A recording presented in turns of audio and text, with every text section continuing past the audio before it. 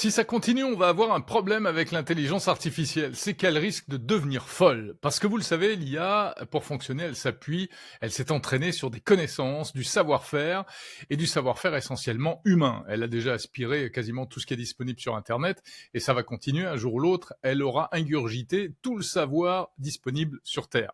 Et alors, les IA ont déjà commencé d'ailleurs à s'entraîner sur du contenu généré par de l'intelligence artificielle. Et là, ça pose un problème, parce que ça tourne en boucle. Imaginez, par exemple, une grande bibliothèque dont les livres sont écrits par des robots à partir de livres eux-mêmes écrits par d'autres robots. On parle de collapse informationnel ou de régression modale. En gros, ça veut dire qu'elle tourne en boucle. Alors le souci, c'est qu'au fur et à mesure, les contenus se dégradent, que ce soit les textes, les images, ça devient de moins en moins bon, les biais sont amplifiés, il y a une perte d'innovation, c'est ce qu'on appelle une boucle de rétroaction négative ou encore de l'autoréférence. En gros, les IA deviennent folles et nous avec. Alors qu'est-ce qu'on peut faire?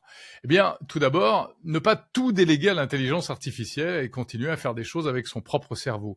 Et puis aussi, utiliser des techniques pour filtrer les données d'entraînement entre les données générées par des humains et les données générées par des IA. Heureusement, OpenAI, Google, Meta, etc. travaillent déjà sur ce type de technologie. Enfin, dans l'utilisation de l'intelligence artificielle, il faut veiller à ne pas automatiser 100% des processus afin de laisser un peu de place à l'humain dans la boucle, car c'est ça qui va pouvoir introduire de la nouveauté. Et puis, il faut qu'on s'éduque par rapport à l'intelligence artificielle pour avoir une approche un peu plus critique.